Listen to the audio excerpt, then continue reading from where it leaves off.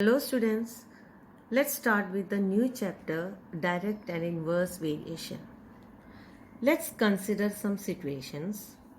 Situation 1. 2 liters of milk is consumed by 4 members of a family.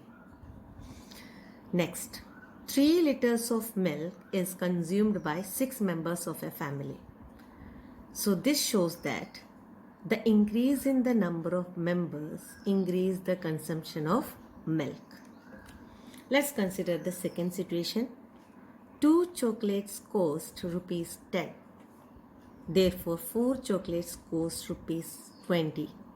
Here, an increase in the number of chocolates results in an increase in the money spent on it. Situation 3. With a speed of 40 km per hour, a distance of 1200 km is covered in 30 hours. When the speed is increased by 60 km per hour, a distance of 1200 km is covered only in 20 hours. So this shows that increase in the speed causes a decrease in the time, the distance remaining the same. Consider the fourth situation. For doing a particular work, 16 workers require 30 days, but 20 workers requires 24 days only. Thus, an increase the number of workers decreases the number of days, work remaining the same. From the above examples, it is clear that if the values of two quantities are related in such a way that a change in one results in a corresponding change in the other, the two quantities are said to be in variation. There are two types of variations are there: direct variation and inverse variation. First of all, we will learn about direct variation. If two quantities are related in such a way that an increase in one quantity results in a corresponding increase in the other and vice versa, then such a variation is called direct variation. So, an increase in one quantity results in a corresponding increase in the other, then this variation is called direct variation. Let's consider the following table showing the number of stamps, each of same value denoted by the letter X and the corresponding cost denoted by the letter Y. So here is table is given here.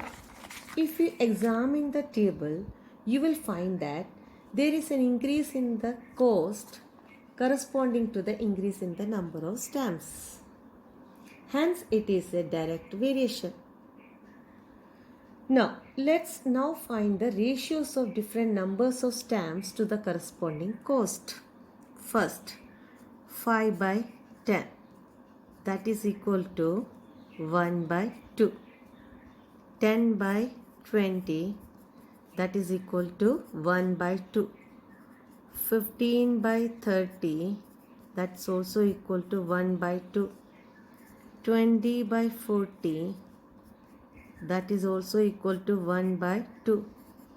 25 by 50, that is also equal to 1 by 2. 30 by 60, that is also equal to 1 by 2. So after simplifying each of them, each ratio reduces to 1 by 2. In other words, X by Y does not change, it remains constant. That means here X by Y is equal to K, a constant. So two quantities X and Y are said to be in direct variation if X and Y increase or decrease together in such a way that X by Y remains a constant. Let's discuss this question. Find P and Q in the following table if X and Y vary directly.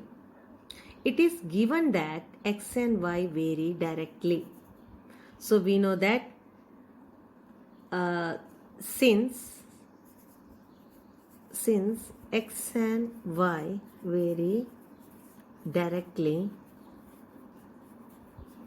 therefore x by y is equal to k, that is a constant. So we can write 5 by 8 is equal to p by 32 is equal to 10 by q. Taking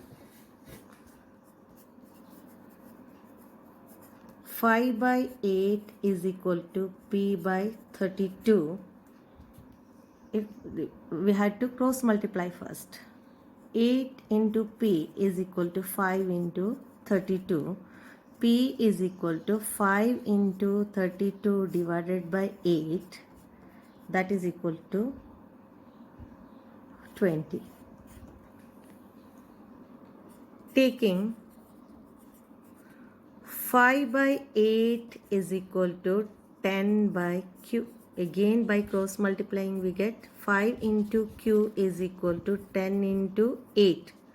Q is equal to 10 into 8 by 5.